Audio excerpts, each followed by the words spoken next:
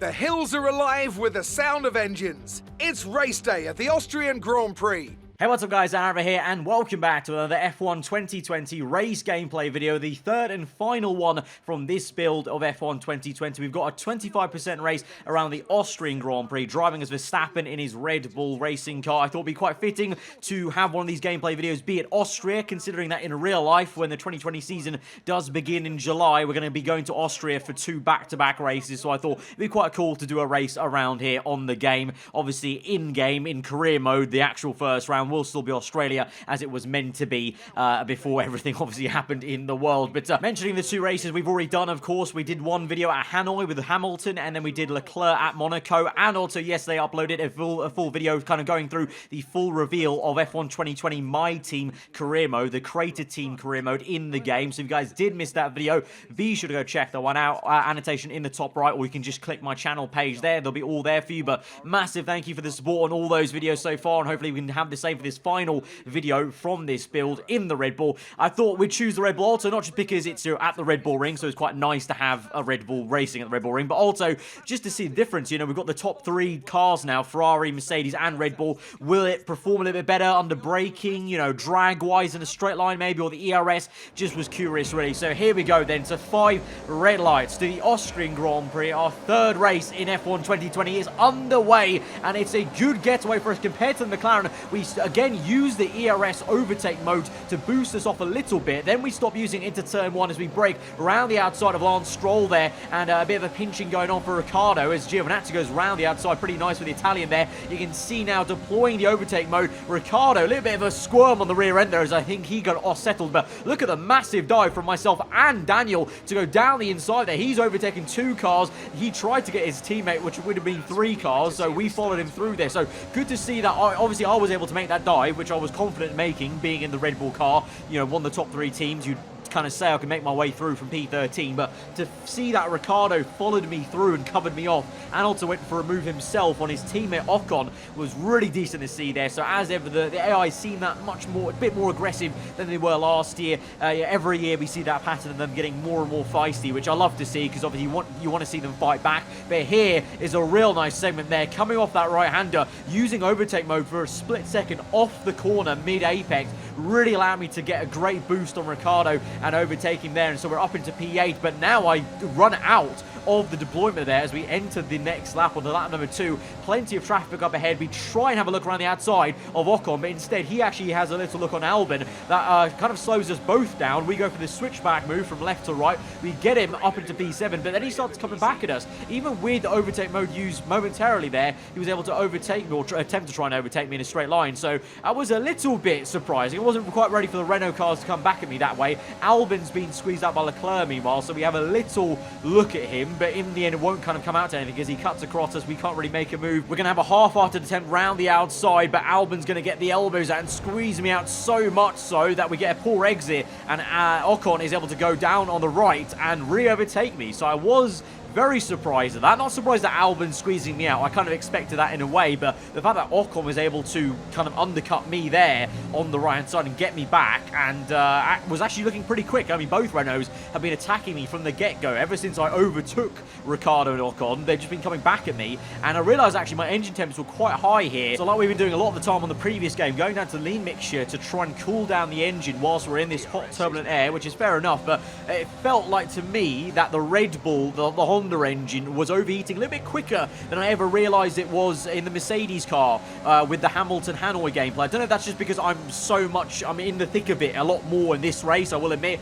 whereas Hanoi we're kind of in clean air, we're kind of picking off cars one by one, whereas right now we're very much in a Titanic scrap here with both Renaults, so I'm kind of stuck in traffic and stuck in this hot air. So maybe that's why, but just a little thing to pick up on. So maybe we might see in the full career mode in my team, maybe if you choose the Honda engine, it may be a little bit easier to overheat, but you can see we're still having to fight Ocon hammer and tong here. Round the outside we've gone. We're still side by side, so close on the right hand side there as my right tyre grazes his side pod there. And I feel like on F1 2019 I may have been prone to spinning out and half spinning, so maybe that's hope for us that the contact system on this game is a little bit sharper and more realistic, because I felt like if that was on F1 2019 I would have been going to a half spin, having not even really made that much contact contact with Ocon side pods. So that's just reading into it quite a lot though, and wishful thinking, but I hope that it does mean the contact system and the contact box of each car is being improved a little bit, because that definitely was a big issue in F1 2019. But anyway, on to lap number 5 then, we've kind of cooled down the engine somewhat, but I was noticing from afar the engine was overheating a little bit quicker than it ever was in F1 2019. Again, I can't really say if this was a Honda-specific thing in the game, because I never really realised it in the Hanoi gameplay with Mercedes, but I wasn't really that close to Albon on lap 5, or at the very start of lap 5, and yet my engine was overheating quite a fair bit already. But to be fair, nevertheless, despite the engine being a little bit yellow, we've still got the performance here. We're going to make a massive lunge down the inside there. We narrowly miss making a huge contact with Leclerc there, and we get the job done on the exit. So it was a big lunge, so kind of echoing what we've seen so far at the Monaco gameplays and the Hanoi gameplays. Sometimes when you can't make the pass, you know, easily, you are going to have to really calculate and go for some massive lunges, and that's the only way to kind of get the job done. Otherwise you will be stuck behind cars. So, you know, the AI are much cleverer at kind of parking the car where they need to, and I feel like they're going to be, at the start of the game at least, they're going to be a lot better at managing the overtake button when they use it, and the whole use of rich mix, as they always have been, really. I did find it difficult to kind of get past Albon as quickly as I wanted to, and so I just had to go for it and send it and kind of do a Verstappen-esque sort of, you know, dive down the inside, which worked out for us. Obviously, it wasn't a horrendous dive, I don't feel, as well. So I don't feel in that case it was kind of unrealistic either. I felt it was quite fair and judged in terms of I was behind him with ERS and DRS. I went for the gap, just about held it through, and were able to make it. But at the same time, I didn't kind of waltz past him, basically. But you're now seeing on lap number 6, we're pressurising Leclerc, who's caught up behind Carlos Sainz in the McLaren, who's had a very good getaway there. He qualified quite high on the grid as well, but then had a very good race start here. Lovely bit of defensive driving from Leclerc, though, although he does compromise himself quite a fair bit. So he's tightened up the corner a lot in turn 1, but I feel like that's nice to see. It was maybe a little bit too extreme, in my opinion, of how far right Leclerc was, because I wasn't really right up his gearbox, but it was nice nonetheless to see an AI take a different line like that and go defensive and then compromise himself and make a mistake because of that. And so that's a little bit more natural, you know, an AI making a mistake like a player would, of maybe going too defensive, tightening up the corner. And so with that, instead we left it till just as we entered sector 2 to make the move on the Ferrari on the outside, and also the McLaren. The McLaren we got in a straight line though, using ERS and DRS as well on that straight, so that decent overtake for us. But the one on the Ferrari was pretty damn nice. We had to go on the curve. There was a moment where the game did have a little bit of a weird moment where it kind of glitched a tiny bit for one split second, but of course remember this is work in progress, so it might be ironed out by the time we get to the full game. Of course I don't really read too much into that, and the same thing with the AI, obviously. Like I said, with the Leclerc behaviour, the way he aggressively moved to the inside, that's something they may still be tweaking until the final release. But to be fair, I felt it was quite positive overall that he was making those differences of racing lines, and we saw that in the gameplay of Hanoi and Monaco, that the AI were much better at moving around and kind of parking their car quite strategically where they needed to make sure you can make an easy dive or kind of get your elbows and barge past. This time you try and barge past, I feel like more often than not you will make contact. You might even break a bit of your front wing, or you'll just make some contact, which is not ideal, of course. So we then move on to lap number 9. Hamilton going a little bit slow here. He's lost pace to his teammate Bottas and Sebastian Vettel. So now we go for the move here, and we're going to make a textbook switchback. Lovely stuff. That is, if you looked up a switchback in a dictionary, that is what you'd get there. We absolutely minced him on the exit, got the car straight up faster, and we're up into P3 now. We can push away in the clean air to try and catch up to Sebastian Vettel and Bottas here. So I don't know if Hamilton's AI had some major tyre wear compared to Bottas, but he was majorly slow compared to Valtteri and also Sebastian Vettel. And in clean air we pushed away quite nicely, and so now we're on lap number 10. We're on P2 now because Vettel's already made his pit stop. Bottas is going to come in on this lap, as well as am I, so we've gone a lot longer on the soft tyres, but they weren't too bad actually at the end of this stint on the Red Bull car. So don't know, maybe I felt like maybe the Mercedes car felt worse on the softs at Hanoi than the Red Bull here did in Austria. So maybe I'm reading too much into it. It's probably too early days to really be looking at characteristics of car to car in terms of tyre wear until we get to career mode in my team. But that was just interesting to know. I felt a little bit more comfier in the Red Bull at the end of this stint. But overall, again, echoing what I've said before at Hanoi and Monaco, the game just feels overall a lot better to drive. Like, the feeling on the rear end is so much better. It's like you're driving a career mode Season 3 car in F1 2019, which I feel like is more realistic to an actual Formula 1 car. It's got an actual rear end that doesn't, you know, slide about, you know, at high speed. You actually feel planted to the ground, and on the throttle as well, it's not so shaky on the throttle pedal, which I think a lot of the real F1 drivers have been saying, having driven F1 2019, that, you know, the F1 cars in real life aren't this crazily sensitive on the throttle pedal. You can somewhat be a little more aggressive on the throttle once you straighten up the car, and once you're in high speed corners where the downforce is helping you out a lot, and that carries over to F1 2020. Obviously, if you saw, actually, there was a Twitch highlight flying about where George Russell actually said that this game was a major step forward for him and much better, and a better direction for him compared to F1 2019. So don't take my word for it, take an F1 driver's word for it. But now you'll be able to hear just in the background there, my engineers told me that Sebastian Vettel has an issue with his car. So this is where things get interesting. We've got 4 laps left of this Grand Prix, and now I'm sniffing a very poetic victory in the Red Bull car at the Red Bull ring, because Bottas will catch Vettel, but Vettel will slow down Bottas, and we're gaining on both of them here. The Red Bull car, surprise, surprise, is going well at Austria, as it kind of should do if you look at real-world characteristics of this car and this track. But here goes then Valtteri Bottas going for the move down the inside. Vettel, bit of a pinch there from Sebastian, so a bit of a massive wobble there for Bottas. But it was good to see that Vettel, despite having some sort of mechanical issue, he was still holding up Bottas and putting up more of a fight than I feel like they would have done on F1 2019. So that allowed us to close up even more so, and so now we're in a decent hot seat. We've got an okay amount of ERS to use for overtake mode. We've got some fuel to use, and so we close up to Sebastian Vettel now. Go for a move to the inside here, but even with a mechanical issue, we're still not quick enough to overtake him just with rich mix and DRS, so we have to make a dive down the inside there,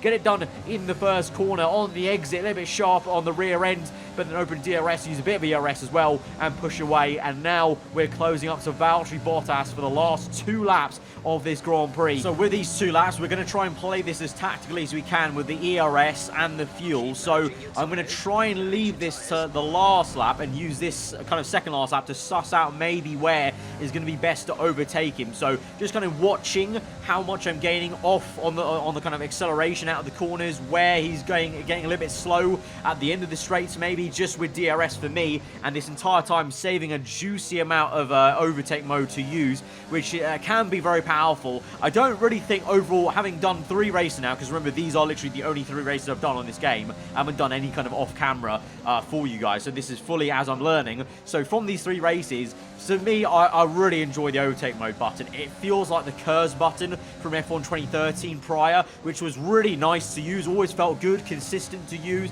and this doesn't feel too overpowered. It feels quite measured, you know. I can use it, yes, to power past someone quite easily, but then I'm going to have to pay for it later on in the race, in the next lap straight away, by saving the ERS back. So you do have to play it tactical, and if you abuse it too much, then you will pay the price. But at the same time, if you are tactical about it and you're clever about it, you can have enough to power pass, and that's what we're going to hopefully do. You can see going a little bit wide here and there, so excuse the kind of off tracks a little bit here as we extend the circuit a little bit, pushing as hard as I can to try and catch up to Bottas here on the last lap. Then DRS open, ERS use with rich mix, and we're going to gain a decent amount of time on this straight now to set ourselves up for a move on this second straight. Purple in the first sector. He holds us up a little bit mid-apex there, I can't lie there, so that was a little bit of a cheeky brake check maybe from Bottas. But here we go, rich mix, overtake mode on the ERS there, DRS as well. He's going to go defensive to the inside. Bit of a nice wobble from Bottas as he jockeys for position and tries to control the car. We're on the outside, planting the power down on the right-hand side of our foot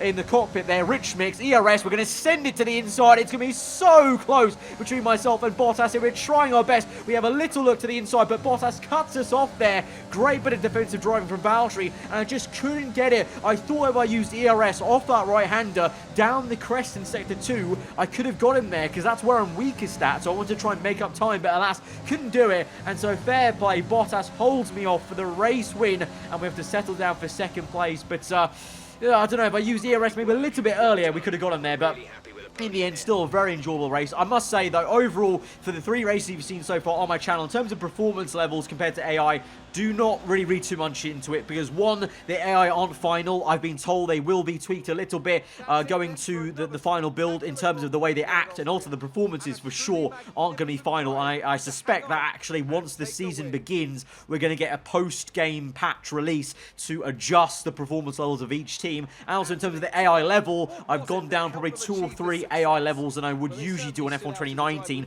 just to make sure I can get a good feel of the game and actually have some nice wheel-to-wheel racing to actually test the AI, how they react wheel-to-wheel, because there's no point, you know, just them driving off in the distance where I can't actually test how they are when they've got a player down their inside and how clever they are, you know, with working with a player side by side in the corner. So take that all with a pinch of salt, but overall, 3 really awesome, really fun races against AI, and like I said, overall, loving the feel of this game handling-wise, with how it feels on the rear end and the overtake button system as well. But yeah, guys, that may be it then for race gameplay until I get the full build of F1 2020 and we can start our career mode series. So I don't know if it is going to be till then. So I hope you guys have enjoyed all the F1 2020 gameplay that's come out so far on the channel. If you've enjoyed this race, then be sure to smash that like button. Let me know what you thought in the comments below. If you're new around here, then do get subscribed for weekly Fallen content. I've been aarava. Hope you guys enjoy our stay. I'll see you guys next time. Goodbye.